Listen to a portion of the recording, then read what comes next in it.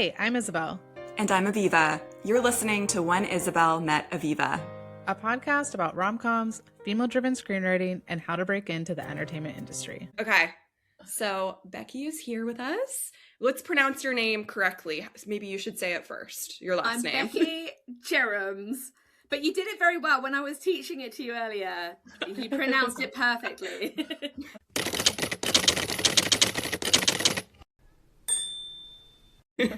Awesome. Yeah, and how did we meet Becky, Isabel? I met Becky through the writing group. Did you meet Becky before that? I guess, well, that's when I officially met Becky. I feel like we knew each other on Instagram before for a little bit. I found your podcast because Carly, our mutual friend, I think had posted about it, and I thought, oh, this sounds like an interesting podcast. So I kind of dipped in and listened to a few episodes. And then we were all introduced as part of our writers group, which has been so fun. Oh, that's fun. Yeah, we got to meet for real. I didn't know that. I thought you were just like a friend of Carly's that like joined the writing group. Yeah, I mean, I'd only listened to a few episodes so far, and then we got to meet, and I was like, oh, that's so cool. Yeah, I love that.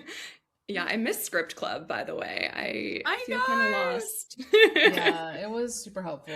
I have not done any writing since then, so yeah, it's motivating to have other people to bounce ideas with, and hopefully we'll pick up again in autumn. Would be great. Yeah, I would love that. Yeah, so Becky, do you want to just share what kind of writer you are and maybe talk about your songwriting too? And she writes novels and yeah. Yeah, so I actually started off as a singer-songwriter, and I've written songs for other people. I've written some K-pop songs. I've written songs for TV shows, and all kinds of things. And it was maybe about 10 years ago that I started dabbling in novel writing. I started off on that website Wattpad, where you could just put your stories up and anyone could find them, and I kind of just started doing it for fun, and one of the stories that I wrote gained loads of traction, and I started to think, as well as music, I'm actually really loving this like new dream of also writing novels. So I started off writing teen fiction, and what they call YA, which is young adult fiction. I got an agent and had a book published in 2022 called The Songs You've Never Heard, and it combined my love of music and songwriting with fiction writing. It's about teen songwriters, and there's an album of real life pop songs written with my friend Ellie that goes alongside the book, and we worked on the project together as a duo, and yeah, from then on I've now got a brand new literary agent, and I'm kind of going into the world of adult romance, so it's kind of a new venture for me. I'm pitching out my new romance. I'm writing new things, no idea where this path will lead. I love teen fiction too. I still love to keep writing for teens, but it's a really hard market. I don't know if romance is actually any easier, but teens felt quite, I think unless you're kind of writing fantasy, just across the board, it's quite hard. But I've always loved rom-coms. I've always loved romance. So I thought maybe let's try something new for a few years. Yeah. Do you know what makes it a hard market for writing for teenagers? I think there's quite a few factors. I think that number one, a lot of teenagers just aren't reading anymore. I think it's harder and harder to compete with, TV and TikTok and this, that, the other. And also what I realized being in the teen world, you're kind of not selling your product to the readers, because teenagers themselves, some of them aren't online as much. Some of them maybe don't have their own money. You're kind of relying on parents, librarians, teachers, and things like that to get your book in their hands. And I think that was something I've never really thought about, but it seems so obvious. Yeah. So I do like the thing with adult romance that you can kind of just market directly to the person that wants to read it. Like there is something kind of appealing about that. But yeah, I think it's just a tricky thing across the board. And yeah, fantasy sells, and quite kind of heavy issues are quite popular as well. So kind of just light, fluffy, fun things for some reason are just not super popular. And I don't know why, because I feel like teens really love reading this kind of stuff. So I don't know why the gatekeepers aren't getting it to them. Maybe it's not educational enough. Just remember Angus Thongs and Perfect Snogging and all those kind of books. That's what I would love to write for the new generation. But it's, maybe now is not the time, maybe in the future. Yeah. Wait, this is maybe a stupid question, but I just realized what is considered a teen from like a literary perspective, and what's a young adult? Because I'm kind of like, I feel like I still read young adult as a like woman in my 30s. Yeah, well, I But- think actually you could have like adult books which have teenagers in them, but like officially from like a character's age point of view, it's kind of like 14 to 16, that is YA. Once you get into sort of like 18, 19, there's actually like an in-between category called new adult, NA. So like off campus, I think is in that area, and that's kind of like going to university, going to college. And then once you kind of get to sort of early 20s and beyond, then that would be considered an adult romance. It's very strict, I think, some of the age categories, and a lot of the publishers don't like you to write about, say, a 19-year-old, because that's it doesn't quite sit in adult, it doesn't quite sit in teen. They kind of prefer you to like lean one way or the other. So we're having some tech issues a little bit. Becky's headphones are kind of crackling, so hopefully that'll be resolved. We'll see. The cursed headphones, yeah. Tech is hard, but yeah. Wait. So what were we saying? We're talking about the differences between the different subgenres. Yeah, the age groups. Yeah. So yeah, it's strange, really. Like it seems very strict in a way that maybe it's not so much with movies. I don't know. Yeah. No, I love young adults. I love Angus Yeah, I love it songs. That's too. one of my favorite teen movies, honestly. I think it's so wonderful. It's just first love, isn't it? When you're first experiencing all these things, and you always remember being a teenager and how like you felt. It was just so passionate. And some of the things I didn't even experience, I think I still want certain like teen experiences that kind of never happened to me, if that makes, you want like all the kind of grand gesture teen situations that I think I always wished would happen to me. And I still love I was just rewatching this morning. Have you guys seen Sleepover? Yeah, from like 2004. Like the Yes. 2000s, yeah. Yeah, like it's like with Alexa Vega, which she has a different name now, but when it's like you've got to find a boyfriend that likes brownies as much as you do. yes, and I'm like, that's great advice. Yes. Anyway, I was rewatching this morning. I don't know why I just had. Well, actually, I do know why. I was working on a treatment, and that is actually a comp, like in my head. I don't know if like regular executive men would know this comp. Like maybe I should think of something more like current.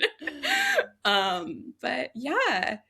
And you're working. Are you allowed to talk about what you're working on now, Becky? You're writing. I think so. Yeah. So I'm currently pitching out. It's kind of a workplace-based fake dating, adult romance. It's out with editors at the moment. We're waiting to see if somebody might like to buy it, which would be amazing. And I've also been working on a spin-off sequel for the best friend character of that book, who is a London-based PR like media mogul. She's kind of quite the opposite kind of character to my lead in the book is called Just for Likes, which Isabel helped me to It is called title. Just for Likes. It was the title that we used. It was a great idea. I love that. Titling is so hard. Titling is so hard. I either know the title and I'm sure about it, or I can think of 10 titles that I don't know if I love. I think of a million titles that are just wrong for what it is. It's just, I find it impossible. So this new one, I'm going to have to ask Isabel again, because at the moment it's just called Abby's Story. I just cannot come up with a title. And I'm kind of thinking that it might not even be Abby, because if Just for Likes doesn't sell, Abby might have to become Gabby and just become like a brand new character, or maybe like we change the best friend in the original. Or I'm just kind of going with the flow and thinking if it's attached to the first one, it'll be amazing. If it's own thing and someone prefers that and that's the thing that sells, that would be great. So just trying to just keep writing, keep working on stuff, and hopefully eventually somebody will like something, and then we can go from there. We were talking about in the last episode about how Isabel wants to write a rom-com novel one day, and really? I kind of do too, but it's really intimidating. Both of you are completely. I've read both of your scripts, and you're both great with dialogue and characters and just building those fun settings. And I think both of you would work so well in a novel format with a romance. Thank you. I was gonna say I have so many questions because I was gonna point out that in our first, I guess, episode of the season, I feel like I like admitted to Viva that I like want to try novel writing. Yeah. And I'm just like so curious, like, like where to begin. Like, it doesn't work the same as, I guess, like I look at it for screenwriting, where like you outline and then you just start writing, and then do you just, I mean, is like the idea that you just like complete your novel and then you like go to editors, go to people, and you're like, read my 500 pages that I wrote. Like, I don't know. Write this thing that I want to do. I'm like, is someone really gonna read this? It's already hard to get someone to read like a one pager. It's like, true. Yeah, I mean, yeah, it is different rules, because I've been learning about screenwriting, because like, as for me, I've been dabbling the last year in kind of screenwriting for the very first time, and still don't really know what I'm doing and kind of figuring it out. And the rules, it's weird, they interlap a lot, but there's also a lot of differences. So when you've finished a first draft of a novel and you're at the point where you're happy with it and you want to send it out, you query agents, literary agents, and you've got to kind of do research, figure out who's the best fit for what you're doing, and you have to write a query letter, which is hell on earth trying to get this perfect. And it basically sort of describes a bit who you are, gives a blurb of your book. It's kind of like when you read the jacket and it gets you hooked, and once you want to read on. Okay.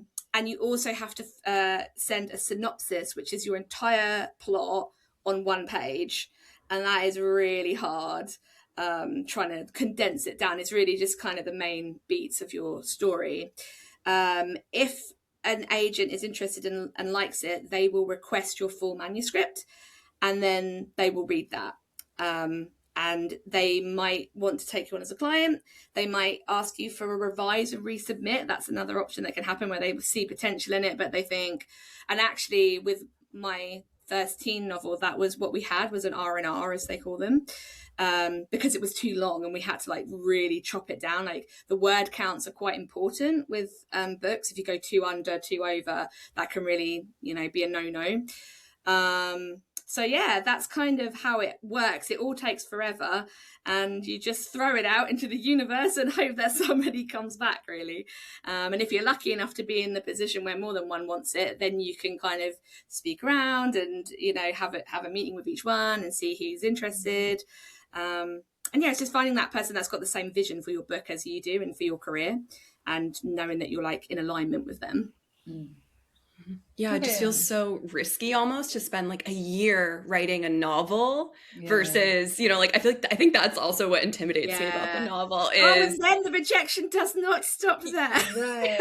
You go through it all again, but to get an editor interested. So you've already gone through hell on earth to find the agent. I mean, it took me a year to find my new agent, and now it's I'm on a year of like the publishing, and it's so slow, and people just don't realise how slow. I didn't realise going into this how slow it is, and in comparison, that is so appealing about screenwriting, and that even though it can be slow, it feels like super speed compared to sometimes the publishing industry. So, but if you think of it as the whole of like the conception of your idea in script to like that becoming a movie someday, oh my gosh, that kind of a similar process, right? To think about like that's going from writing the book to like it getting printed and published in a bookstore. But you can do more on spec, can't you, with screenplay? So you don't necessarily have to write the whole thing or invest all that time unless you know it's being sold.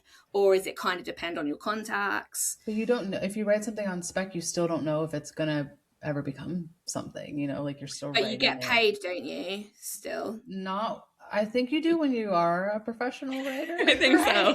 In theory, yes. Oh, yeah. And in theory, you're pitching. It's not always this way. Like, you might just sell a completed script, but in theory, you pitch the producer, network, whatever.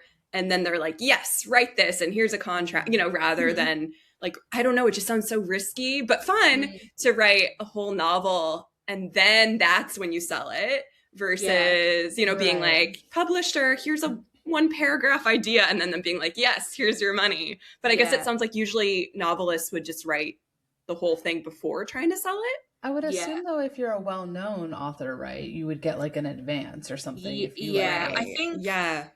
I think the higher up is same with like screenwriting. The higher up you get, the more power you get. But even then, like there's a lot of authors. I mean, I've met a lot of authors through doing this, going on this path.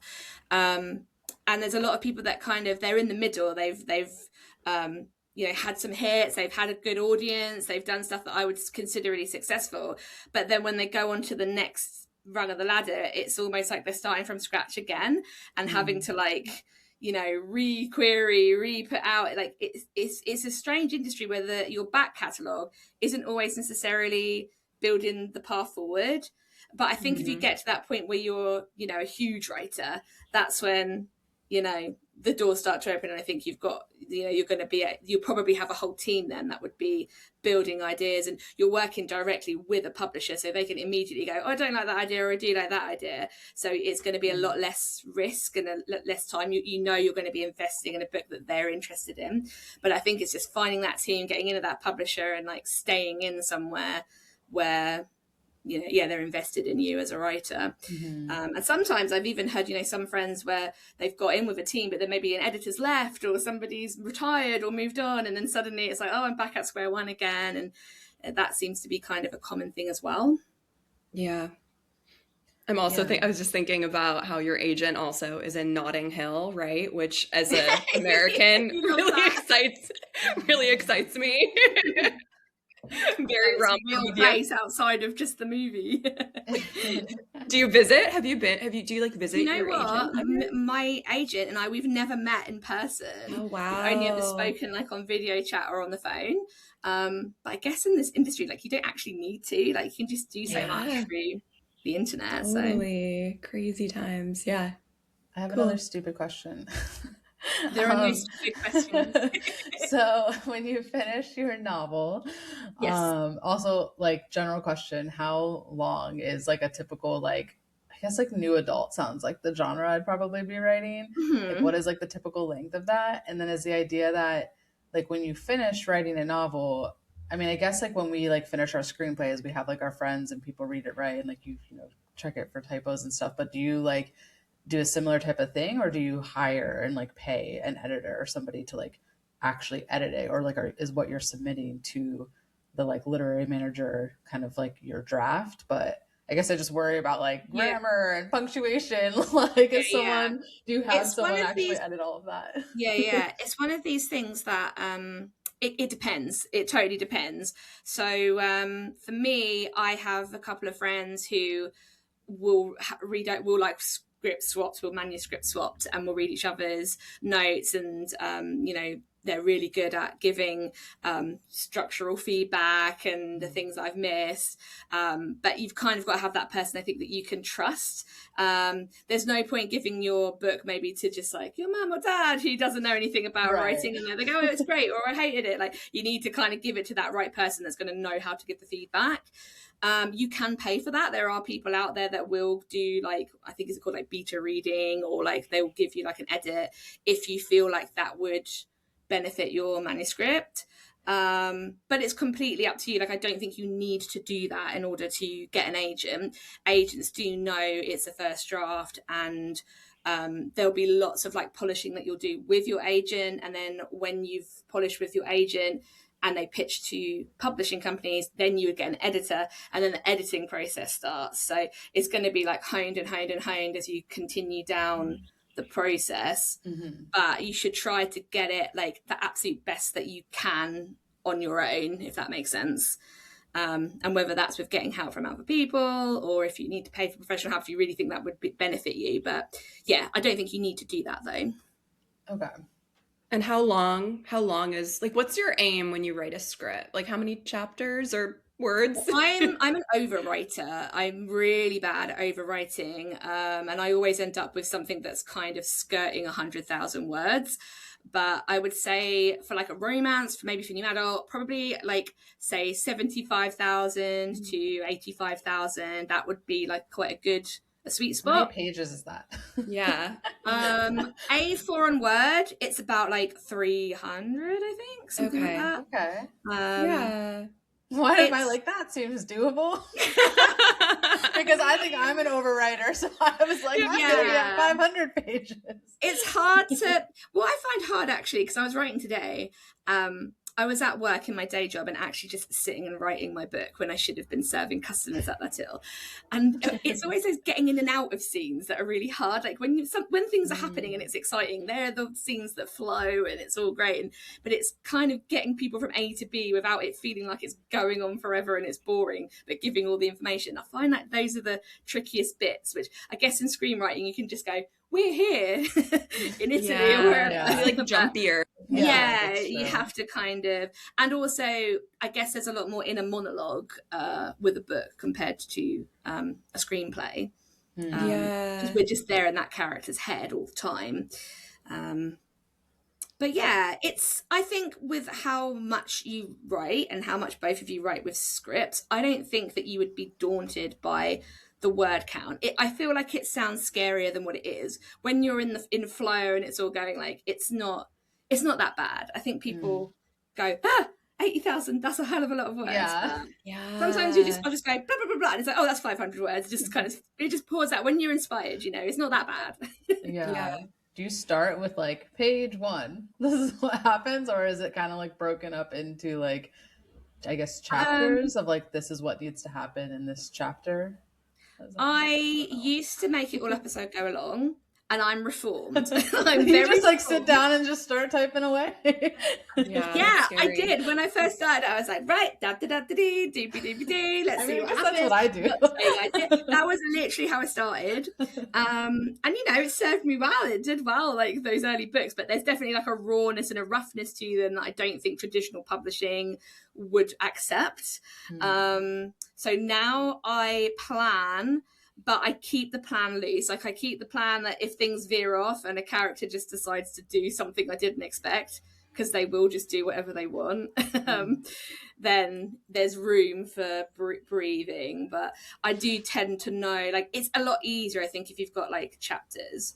But I've been learning about Save the Cat and the screenwriting beat sheet, and really it is the same thing with a novel. Like if you were to say follow a novel plot with that, that would be great. I don't think there's that much difference structure wise in terms of following that.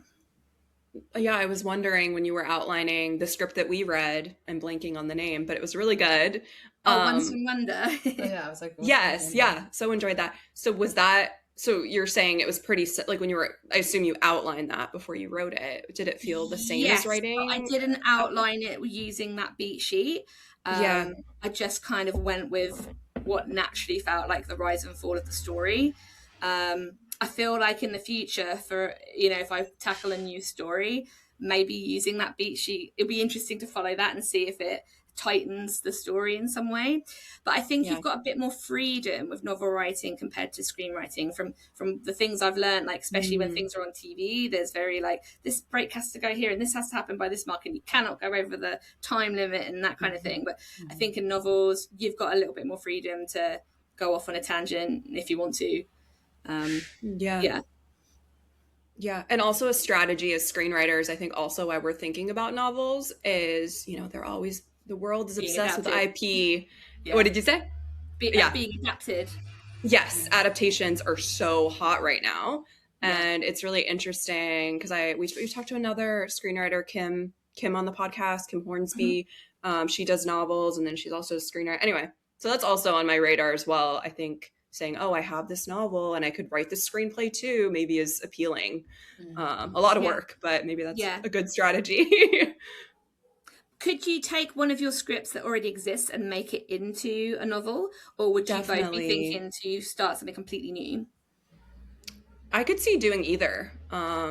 Probably I'd think of like a new shiny idea that I haven't ever done, but I could do either. But yeah, Isabel, your idea has not been a script yet, right? I think the idea I have is like, I feel like I always envisioned it as a book, but then I think I tried to start writing it as a script and I just kind of kept feeling like, oh, there's like so much like backstory and stuff I want to do that like to like keep it contrived to just like a script felt like just that's where I kept being like, do I just write this as a book? Yeah. So, yeah. It's a European You can rom-com, delve right? into it in a much deeper way, I think. Yeah, exactly. Yeah. Yeah, It especially would be because I fun. imagine it as a series. So I think like it makes the most But- sense to start it with like just write the first book and see what happens. Yeah, just casually go write a for first it. book. Yeah. But yeah, no, back, I wrote my airport rom-com. Yeah. I don't remember when I finished that, but that in my head was actually going to be a novel as well. Okay. And I wrote like a chapter on the plane when I was heading home a while, like back in September, and it was really fun. But then I was like, no, it's a script, and then it just, I don't know. Right. I wrote a script, but it could be a novel for sure. Yeah.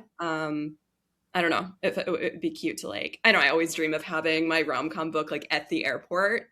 So it'd be cute to I can have see one like that. about the airport at the airport. Very meta. Airports Yeah. are popular. People And then love someone airports. reads it on a plane. Yeah, someone reads the book.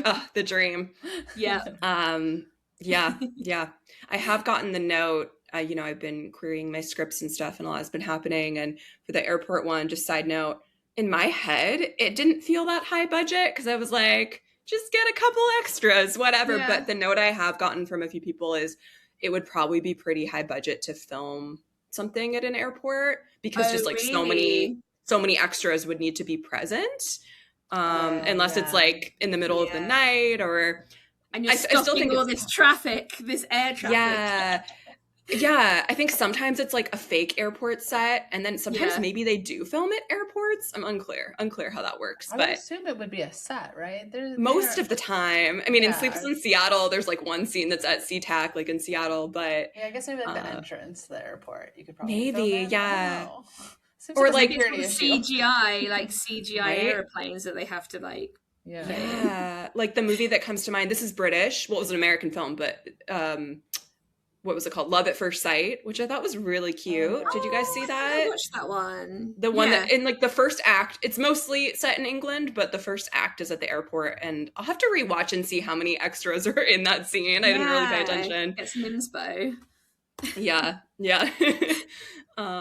Anyway, side tangent, but yeah, novels. Well, that's the thing, isn't it? About novel writing, you don't have the constraints of how is this going to be filmed? How are we going to make this? You can literally do anything. And especially if you've got crazy creatures, wild dreamscapes, like whatever you want, there's no limit to that, which is nice. Whereas, if you're writing a script, it's like, someone's actually got to pay for this, and that could be bad. I feel I used to not think about budget as much, and now like when things have a chance of being made, I'm like, oh yeah. You want to give it the best chance. 40 locations is maybe not great. I'm starting to feel like my brain too sometimes really does like write in novels, in the sense that like I'm like even when I'm writing my like scene descriptions and stuff, I just naturally want to give more detail because I'm like picturing the whole thing, so I'm really trying to write everything that I see. And so then often like I've had people read my script and be like, this is too long, like this literally should just be like one sentence, and I'm like, no, you're taking away the like vibe of the scene. You know what else? This connects to Becky's book too, and music and your whole career. But like Isabel and I both break the rule of they're like, never put a song choice in your script. I've because noticed that when reading both of your things. Yeah, but I think it like sets the vibe. Like I don't want to remove actual it. Dua Lipa turn up in her script. Amazing. Because that was like, I mean, the whole thing was that it was that song. She's like, it gives such a vibe. My dream, I think we've talked about this before, would be like scripts can be kind of like MySpace, where like songs play like as you read. That'd be so cool. Even if it doesn't end up that exact song, it does just give that vibe, doesn't it? Yeah. It gets So people in the different. mindset, so Yeah, and I know your book, Becky, the one that I've been reading, that I'm almost done with. I've been a bad reader lately. Just not reading quickly. But yours has like, well, yours, it's original music, I guess, but they also do the characters in your book talk about a lot of famous songs, because that's like their connection. We had a lot of like lists, and they do the main characters play their top 5 list games. It's name top 5 songs that make you sad. I love that. Yeah, but to be honest though, all the references are really dated now, because obviously this was like 95 or so years ago, and I kind of wish in a way we could update it, and there's like so many more for each list that we'd add now. If it were adapted, you could like into a film, change the references. Yeah, that'd be so fun. But should we, I know Isabel hasn't seen a lot of the films that Becky and I like WhatsApp a lot about films lately. I don't know, or we can just keep I could going. interview you guys about your thoughts because I haven't seen anything. Like I haven't watched. No, I don't think you're really missing out, to be honest. Yeah, I want to hear. Give our pitches to you about these movies and convince you to watch them. Yeah, I was gonna say, convince me to watch any of the new movies that have come out. What have we liked? Not had any interest. Yeah, Becky, what have you really liked lately that we can convince Isabel to watch? Well, I watched that movie that you haven't seen yet called Finding Emily. Oh, it's not out in the US that. yet, but it's so good. It made me believe in romcoms again. What is Finding? It's called Finding Emily? It's called Finding Emily, and it's about this young lad, and he's a proper like northern working class kind of lad. Like I just loved this vibe for the lead guy. And he goes out partying and he meets this girl called Emily and they connect and she gives him his number, but the number's got one digit missing. And he thinks, I'm not going to be able to find Emily. So he decides to go on this mission at the university next, like where this girl goes to try to find Emily. And this other girl who's Angourie Rice, she was in Mean Girls, the new Mean Girls. She's the new Lindsay Lohan. Oh, the musical one? The musical. So it's her. Yeah. She's the American girl at the university and she's doing psychology and she thinks, wow, this is a great case study of like how love makes you mad and I'm going to help this guy find Emily. But of course she ends up falling for him. I love it. But he doesn't know he's like her case study. And then this crazy thing to find Emily happens. Wait, like she purposely left off one digit? We don't know, but we're assuming that it was a mistake and she was in a rush and her friends were telling her. She seemed quite into him. So Emily is just the person who's helping him find Emily. Yes, the other girl's also called Emily because he thinks maybe she's the Emily he's looking for. So like, I'm not your Emily, but I'll help you find your Emily. Gotcha. So they're both named Emily. They're both Emily. One's American Emily, one's British Emily. And then I'm obsessed with the name Emily these days. That name is everywhere. He starts this like group chat for all the Emilys at the university and he thinks he's sort of sending it separately, but then it starts like a massive like mass email where like 100 Emilys are all talking to each other again. What's with this guy? What's going on? We've got to find Emily. How does the Emily who it is doesn't like realize like, oh, I recently gave my number to a guy at a bar, like maybe you're gonna have to watch it to find out. Yeah. We can't spoil it. I need to watch this. It comes out it does answer them, like because I was like not plausible, but actually they have an answer for everything.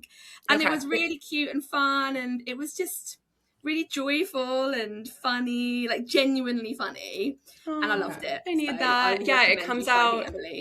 It comes out here in August, so you gotta watch it. Why does it come out here in August, but you've already seen it? I don't know. I guess because it's a British film, like maybe there's like a licensing thing. Yeah, that makes more sense then. I'm guessing it's that, but yeah, I'm excited to see that. I've heard good things. There's another podcast called When Rom Met Com, and they really loved it, and they interviewed the director. Oh, really? Yeah.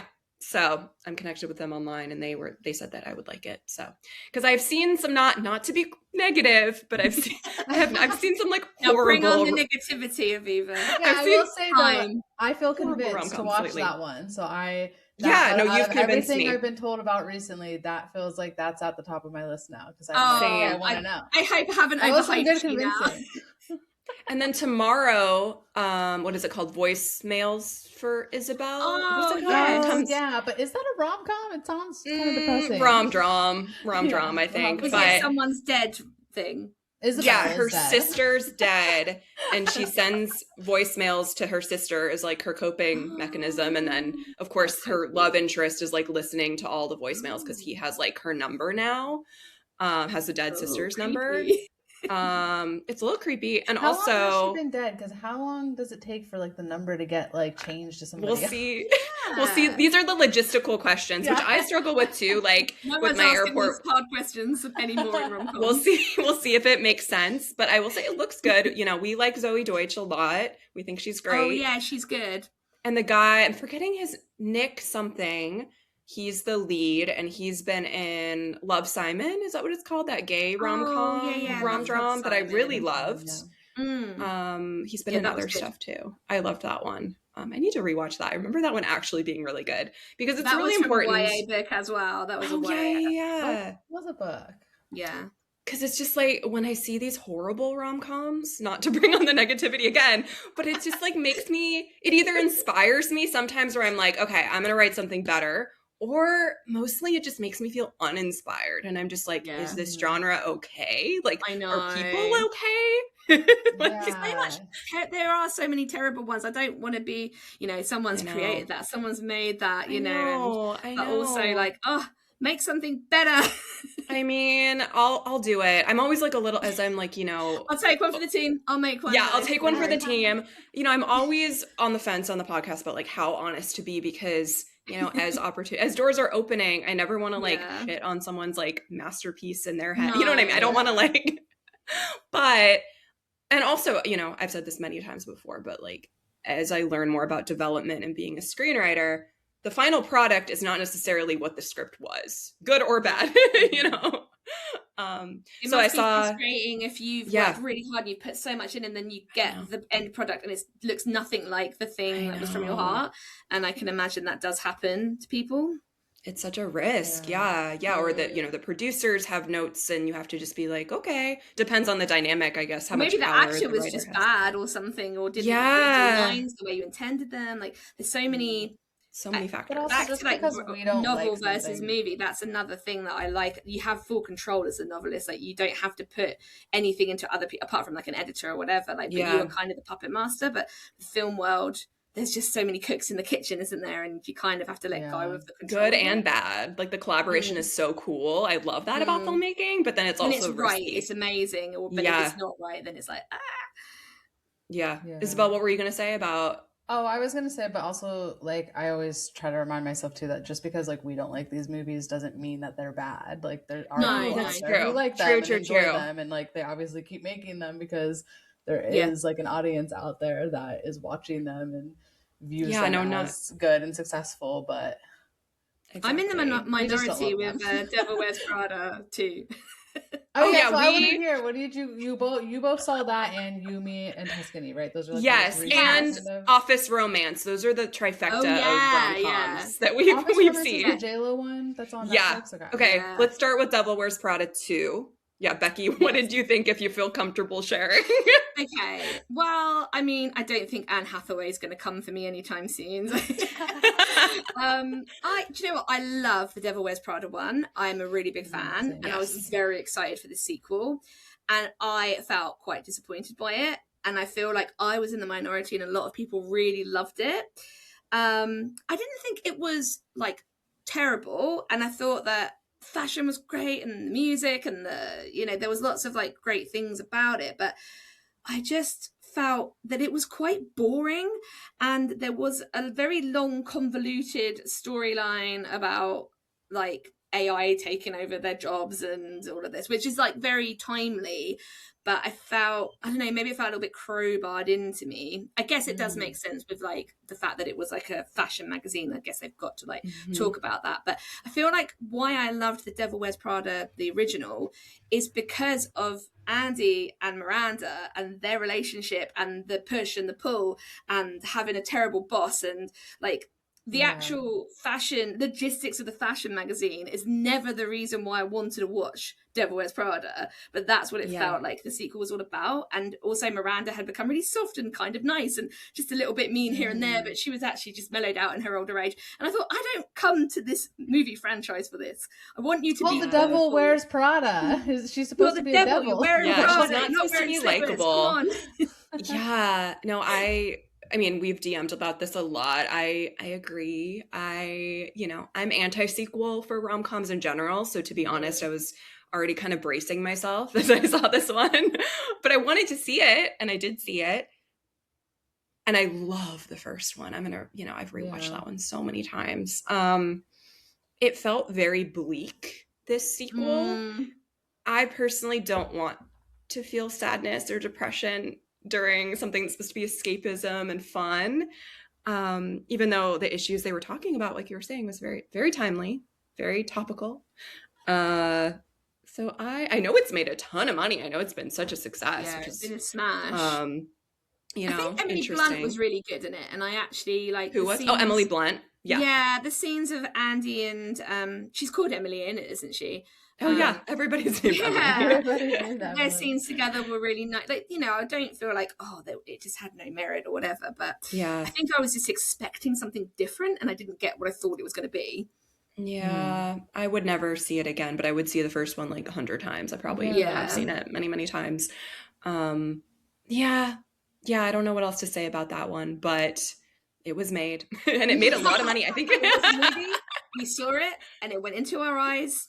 It went into our eyes, but maybe we not. were. It sounds like I should wait till I can stream it and not like pay for it. It's what it Yeah. sounds like. Okay. It was all lit really dark as well, wasn't it? It kind of felt like a bit Yes. dingy. The lighting made me so sad. Like, it was like I was like, where's the sparkly? You know, I don't want to spoil anything because Isabel hasn't seen it, but they go to a really fun country, and it just felt like so sad. I just wasn't happy watching it. Okay, next one is Yumi and Tuscany. I loved it. Really? Okay. Not the level that I feel for my favorite rom-coms. This isn't one I would say I wouldn't watch this 100 times. I would watch it again though. And this which came is out in theaters. This wasn't like it a was streamer. theatrical. Okay. It was so sparkly and I just had a good time. I didn't think it was perfect. I had some issues with some of the humor and the writing and some of the continuity of just like the logistical parts of it. You know what I mean, Becky? Just with the whole premise. I mean, it was a little implausible, really. Yeah, I was like, I don't know about this. What is the like story? It's like she like goes to a house and then she like pretends to be the like fiance of. Yes, of the. Whoops, my earring just like Kind fell of off. meets this guy at a bar, doesn't she? I'll just take off both my earrings. Getting way too excited thinking about the hot Wardrobe malfunction. It's now on the ground. It'll on the stay there. pod. Okay. Sorry, continue. Yeah, she meets this like hot guy at a bar and they're flirting, and then he owns a place in Tuscany, and I kind of can't remember. She's over. Yeah. Okay. What happens? Wait, how does she end up at his house? Okay. She falls in love. Not falls in love. What am I saying? She falls for this guy at a bar at this hotel where her friend works, and they really hit it off. They spend hours together. He's Italian. Yeah. What's the logistical part? He shares a picture with her of his villa in Italy. Or somehow she knows it's. Are they currently in Italy? No, they're in New York, I think, or something. She's like a house sitter, isn't she? But she's a house sitter, like, trying on all the clothes of her clients. Anyway, so she has the idea. Doesn't she? She always wanted to go to Italy because she's a chef. This has been a while since I've seen it. Her mum died, and they passed did away. cooking together, and it's like the place that they always wanted to go. And Yes. And then she goes to Italy because her friend is like feeding her delusion, which is like such a rom-com, you know, just like be delusional, like go to Italy even though you're like broke or something. And then she goes to his she gets the idea to go to Italy because the guy at the bar shows her a photo of his I think house. So. Yeah. And he has like a big villa. And he's not there. Yeah, but he's not usually, he's like a nomad. He's like a successful guy. He's like, isn't living there a lot of the time. Okay. So we're like, really not telling the story. There. I can't even remember why she goes to the house and why she knows where it is. Is she an actual house sitter for him? Or no. That's just like her general job because she's like kind of broke and she. We're doing such a good job pitching it, but she goes to Italy. This quite a long time ago. It was a while ago. Made such an impression. She goes to Italy. She doesn't have a place to stay because there's a famous festival. That's right. She has no place to stay, and then she's like, "Oh no, I can either like sleep on a bench or go sleep in this man's house." Yeah. Anyway, and then she doesn't expect anyone to be there, but his family shows up. And she tries on this random ring, doesn't she? House is? Yes. She has like his address. There must in the picture. He was like he gave some detail. I think like he's like it's beyond the lemon grove. I don't remember the detail. Yeah. But wait, there's a random ring just lying around, which she puts on and goes, "Ooh, this is nice." And then the family come in and goes, "Who are you?" Yeah, he just leaves his diamond ring. She like sneaks in. And then she has the ring on, and then his mom and like grandma show up, and they're like, who is this intruder? And she's like, oh no, I don't want to go to Italian prison. So then then she's like, no, I'm the fiance. Why and did then she say she's the house sitter? Why was that? Because she's wearing the ring, Isabel. Keep up. she's wearing the ring, and I don't know. How would I'm she not really explain sure. it? She looked like she was stealing it. She's got to. The only solution is to say, "I'm the fiance of this Yeah, and man." They believe her. Well, first they send the police, and then they believe her because she's able to like provide more details or something that she learned when they had their like night together. Yeah. And then sounds like a stalker. it's kind of creepy. And then the hot male lead, who I love so much. Oh my god. What is his name? Renee something? I don't know how to say his name properly, but he's from Is he Bridgerton? Yes. No. Yeah, he is. Simon, and is his name Simon in Bridgerton? He has this really complicated French name in real life.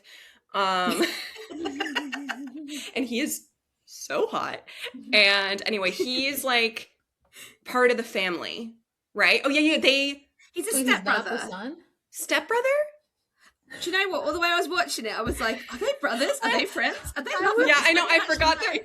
They like bring him, he's part of the family, but not by blood, I think. Like it's like Yeah. How Or did it's this movie unclear. get made? Solely just like, how did someone pitch this movie to someone? And it get, no, but it's really good. If you just don't think about these things.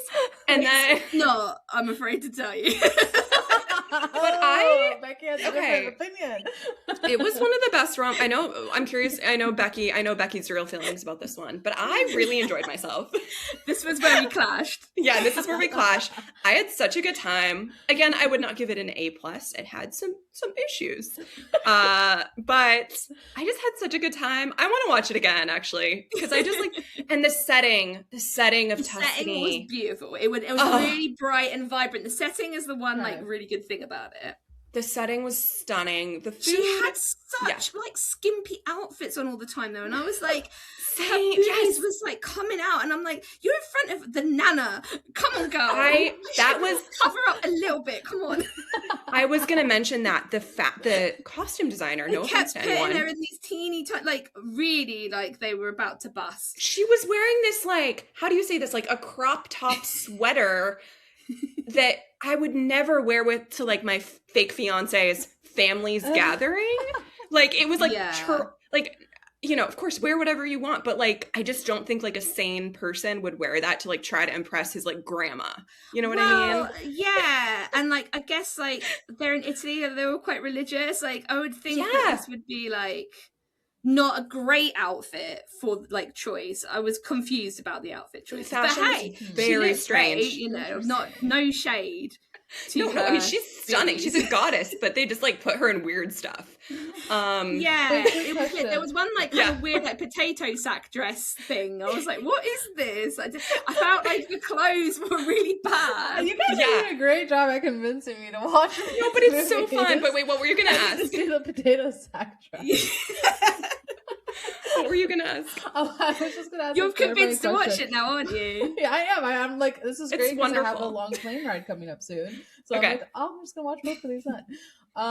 It was fun. It was a bit of fun, light entertainment. If you're watching it with your friends or joking about it, I think it's because I was alone in the cinema by myself, and I felt a bit sad. Like I Oh, right, needed 'cause somebody there with me This Yeah. to doesn't enjoy sound it. like a movie you'd want to see in the theater. So I'm a little. I keep thinking that it's It felt like streaming a thing. high end Netflix movie. Yeah, I was gonna think say did. it's sounding a little bit like that's really good for above a Netflix Hallmark. movie. Yeah. Oh, it was Yeah, definitely yeah. above.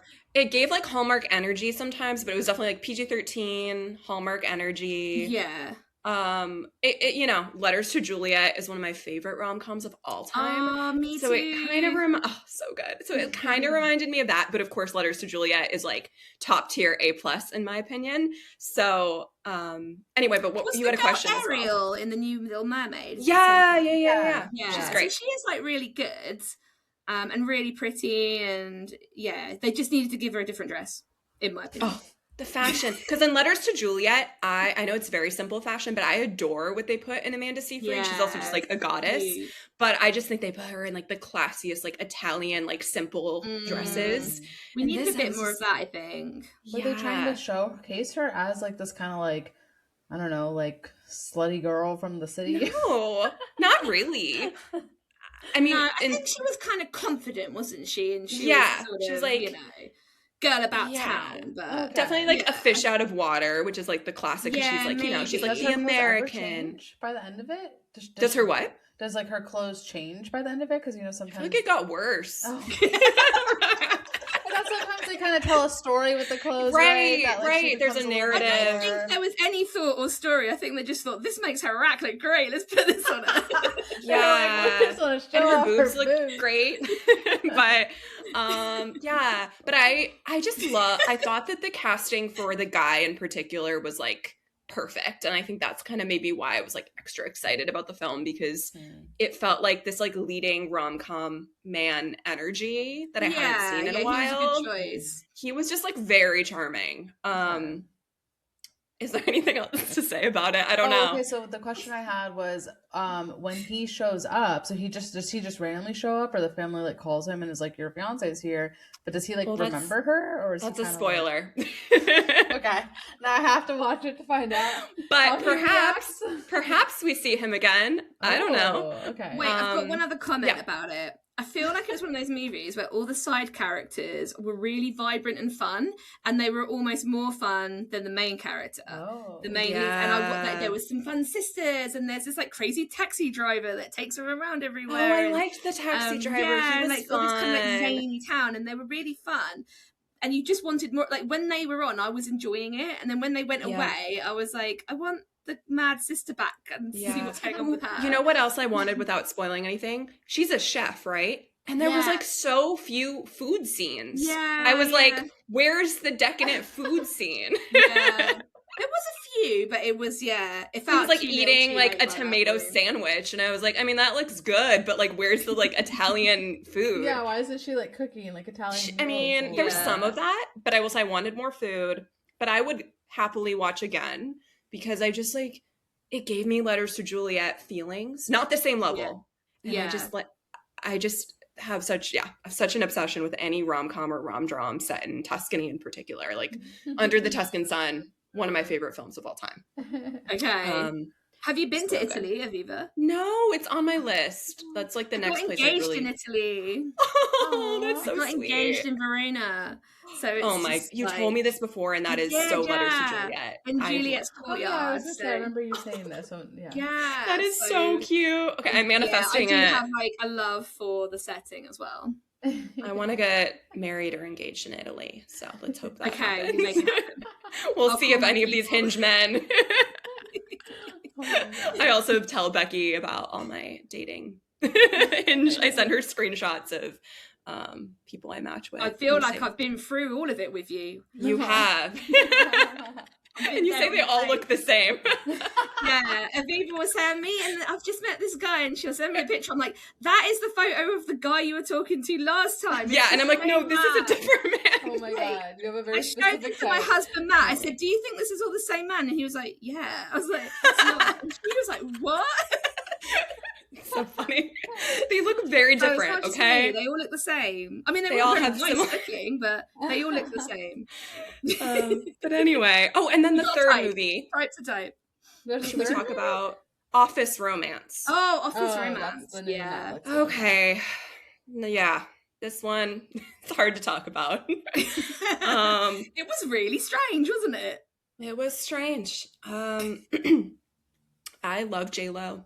I think she's J-Lo's great. a queen. I just have to put it on the record. J-Lo's The Wedding Planner, one of the best rom-coms of all time, I'll say it. Mm-hmm. I love it. And she looks amazing, doesn't she? She's like, beautiful. This woman is like coming up for 60 and she looks fantastic. She's great. Yeah. I love her. And I actually really like Brett Goldstein from Ted Lasso, and he was in this one, and he wrote it, right? Yes. As well. Mm-hmm. And I know he's a very funny writer because he has also, I think he was a writer on Ted Lasso too. And I think there's like brilliant humor in that one. Mm-hmm. This one was hard to get through for me, so I'll say that. I feel like it had moments where it was genuinely really funny, and moments where, like, little scenes and little quips where I was really laughing. And then it would just sort of veer off into really weird, random things. And then tonally, it kind of went up, down. It went from being really crude to kind of quite sweet. Then there was like a really graphic birth scene where a baby just burst out of nowhere. What? And this woman like has a labour that lasts I didn't about need to see 2.5 that. seconds. I This also is think all set in a workplace, right? It's like- Yeah. yeah, the like, I mean, Why we're was kind the of spoiling baby- it because like her assistant was pregnant. She won't go and- home, will she? She's like a workaholic, and she's like, I'm which fine, annoyed I me can in be- itself. I don't I want was to like- go on maternity leave, and then she just ends Wait, up what like is the giving premise? birth. They're co-workers and they're not allowed to date? Or something like J-Lo's that? Yeah. the boss, and he's the Oh, J-Lo's underling. the boss. And and he's they a can't lawyer. date. He's And a she's, lawyer. like, ball busting badass, and he's kind of into it. And Yeah. This is like, this It feels like, really isn't it? like they've done so many things like this. It was not very original. Yeah. It could have been better. And there were, like Becky's saying, there were some jokes that I did laugh at. And I was like, this is amusing. Like, I wish it was more like this. I didn't really want them to be together. I was like, okay. I didn't really like the guy. No. I was No. like, he put me off. I don't know. I don't really know him. I've never seen Ted Lasso, so I didn't have like In Ted Lasso, the it's so emotional strange. connection to him. In Ted sorry, Lasso, it's really dark all of a sudden. Oh, no, Yeah, it Sorry, the sun's going down out here. It's okay. Clips happening. But I will just say, no, in Ted Lasso, he has some kind of rom-com energy sometimes because there's this really cute romance he has on that show. And I love it. He can be so charming. This one, yeah. I would not recommend it. I watched it in a lot of different chunks, which is never a good sign. Like, I didn't even sit all the way through. No, Oh my God, okay. you're in the darkness. Yeah, it just keeps getting What's darker. going on? Like, I don't know how to put my blind up. Should I move No, my it's okay. my? I mean, we can just... I think it's okay. I mean, I think it's God. fine, yeah. See, the light is on. There is the Oh, light. wow, the light's so- on and it gets The that light dark is again? on. Yeah, I see it. Or maybe it's It's just the because screen's we've got getting dark. blinds Like, the here. actual room isn't getting that dark. Yeah, now it's okay. Now you're like film noir a little bit, but Sorry, had to be But- a drama queen. no, it's okay. Okay, well, Um, based on your guys' summaries and thoughts, I would say I think the first one I'm gonna watch is Yumi and Tuscany. Oh, Because okay. It sounds so eclectic. Yeah. You've got There's to so get many drunk things before going you on. watch it. Get Well, drunk. You'll enjoy Actually, it so much more. Actually, I might want to watch the Emily one still. The first, Yeah, but that's in August. That actually sounds like one I'll actually like and enjoy. I have questions about it, but then Yumi and Tuscany, and then I think Devil Wears Prada 2, and then I don't even know if I'll ever watch this workplace one, but maybe. Oh, and then maybe if I'm stuck on a plane and I'm that desperate, I would watch Yeah. it. yeah, I'm trying to think if there's been any other rom-coms lately. Oh, we were also going to ask Isabel what she thought about our biggest clash of Oh, opinion. yeah. Which is What? Wuthering Heights. Oh, I haven't Because- seen that. Aviva loathes it, and I hate it. I'm obsessed. And Oh. I'm just like, how are we so different? I know. Yeah, I 'cause we mean, have some that's that- all yeah. I've heard. It's just it's either you really liked it and you like thought it was amazing, you loved it, or people absolutely hated it. It doesn't seem like Yeah. there's like an in between at all. So that's interesting. But Aviva Yeah. said you might be leaning towards the hate camp. I predict Isabel will hate it, but I'm so curious. I mean, it's just not a movie that I even have. That's probably at the bottom of my list to get to. Right. It's It's like I'm not not this interested level. in Wuthering Heights in general. I feel like I Yeah. hated reading that book when I was in school. Same. So I don't I'm think sort of it's like- actually anything like the book, which is why everyone's getting mad about it. Oh yeah, I think did it's read that. just like- There's yeah. some racism and strange historical revisionism. Yeah, I and, think they've kind of like whitewashed Heathcliff, haven't they, a little bit? Because in the book, he's Yeah. Oh yeah, I was gonna say that was like one of the first things I noticed when it came out, when it was Jacob Elordi. I was like, wasn't Yeah. Heathcliff not white Yeah. in the book? yeah, I know that was a strange like a choice. controversial casting choice. I think Mhm. he is really good as Heathcliff, but obviously it's like a reimagined Heathcliff, and I guess Yeah. maybe that's a missed opportunity to have, a different like a actor of color in the part. But Yeah. I don't think she really cared about any kind of accuracy with this. I think she was just horny and wanted to make an arty film. But it didn't make me feel horny. It made me. Oh no! I thought it was so hot. Maybe I just Really? I was like. It was all the tension. It was all of the weird noises and the breaths and the fish mouths and the not kneading the of fish. the dough. I was like, yes, I'm here. I for wanted to this. like puke, but what I liked about it, I want to wear her gowns. I really loved her outfits. Gowns are I'll say great. that. Oh, her gowns were so beautiful. I was like, I want to wear every outfit. That's pretty much my only compliment for that film. The but- music. Did you even like that? You said you didn't even like the music. The music like horrified me. I mean, it was like good,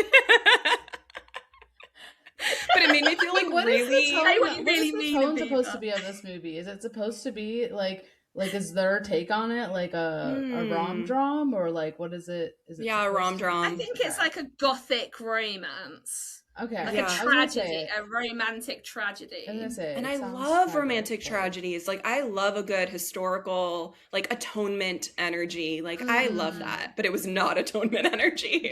I did really like Atonement, so Yeah. I don't think I've seen Atonement actually. Oh. It's weird. I don't like period drama at all, and I loved this. Probably because it was so inaccurate and it wasn't actually true period drama. I think I've asked you this before, but have you seen Dickinson, the show? Either of you? No, but that does Yeah. like. Do you think? Oh, that seems like it could be quite good. You would like it. That, I mean, tonally is still very different, but it is very much playing with like, playing with the time period in like a totally different way. But it's more like fun, uplifting energy, I'll say. But I love it. It's about a writer. It's about Emily Dickinson. So like I love any story about a writer. Ladies and gentlemen, we are now preparing for rapid fire questions.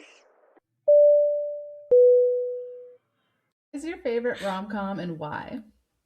Okay, I think there's many, but I think my number one is music and lyrics because it's about songwriters. I think it's a very authentic take on songwriting, actually.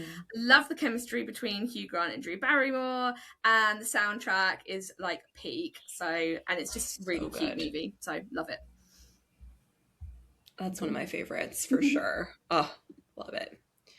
What is your favorite rom-com trope to write? I think Grumpy Sunshine. I love it when like one's really grumpy and one's really happy. It gets me every time. Love to write it. Love to watch it. It's my fave. I love how you called it that. Grumpy Sunshine. That's more of like a novel term, I feel like. Yeah, that that is a big one in the novel writing world. Yeah, I love it.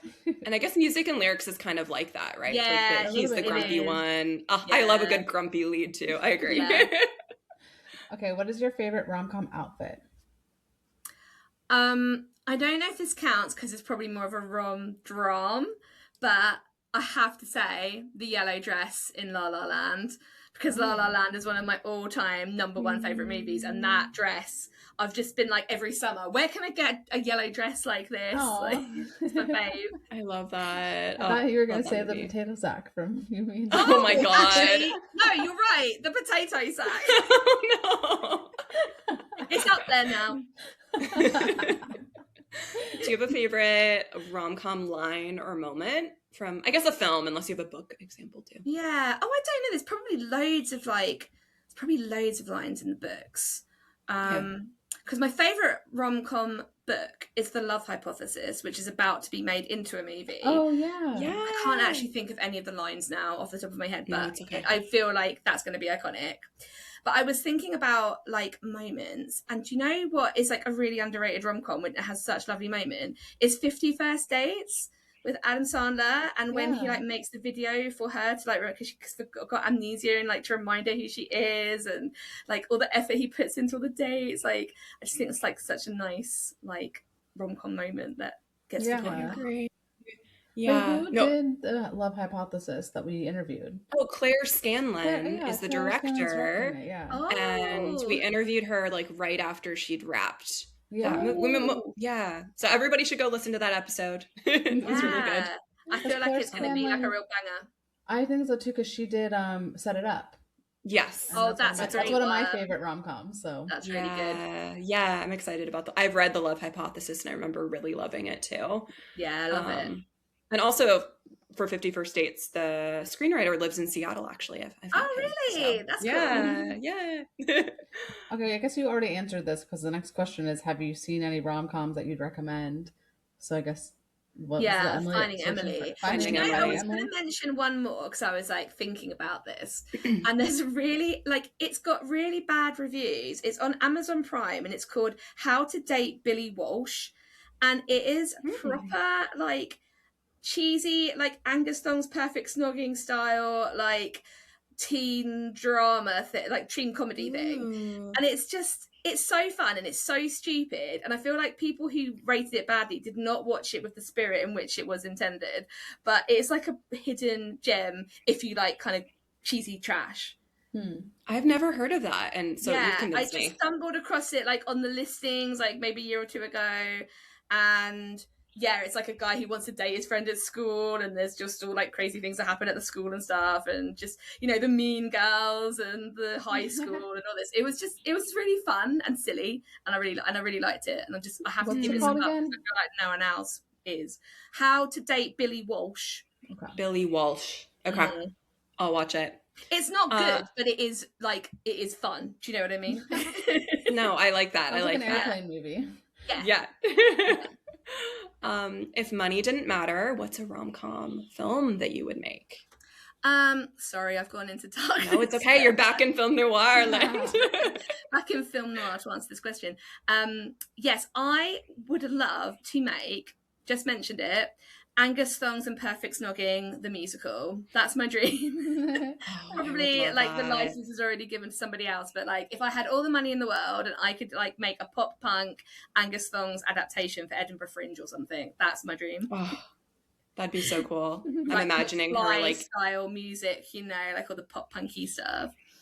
There'd be like a dance scene with like her in an olive costume. That's what I'm envisioning. Yeah, and like all the friends and just running around. It'd be great. I love that guy in it too. I feel like that was such a good romance. That's a peak like teen rom-com for me. Oh, so good. I really want to get the director on the show because she also did Bend It Like Beckham. But she hasn't responded to me. She's I remember I've got the DVD commentary and I was like watching all the behind the scenes with her on there, and she just seemed really great and just seemed like such a fun shoot. What are you working on now and what's on the horizon? I'm working on my new Romcom, which is the PR based one. I've kind of got ideas brewing for the one after that. I run in real life a pub quiz with my husband, so I'm thinking like a pub quiz themed rom-com is the next thing on the horizon. Just got to kind of get all the characters and storyline in place, but I've got like some scenes and some ideas, so I want to jump into that next. I felt quite inspired by Finding Emily. I was like, I want it to be like that and have those vibes. So, yeah. And how can we follow you online? Any social media shout outs? I'm just Becky Jerams. That's Jerams. And I'm under Instagram. I'm on TikTok, although I don't really use it that much, but I'm on there. My website, beckyjerams.com. I've got Substack where I just write about things that happen every month. So cool. Just type in my name. I'm the only Becky Jerams in the world, so you'll find That's great. Yeah. That's really nice. That should be your like tagline on your I'm the only Becky Jerams in the world. Someone's gonna like change their name by deed poll now. Yeah. Honestly, that's a good title for a book too. The only Becky Jerams in the world. I think it is like your memoir or something. That is the memoir title. Yeah. Well, it was so nice to chat with you, Becky. Yeah, thank you so much for having me. It was lovely to chat to you both. This has been an episode of When Isabel Met Aviva. If you want to stay up to date with our episodes, please subscribe. Bonus points if you leave us a positive review. Don't forget to follow us on Instagram and Threads at When Isabel Met Aviva. See you next time.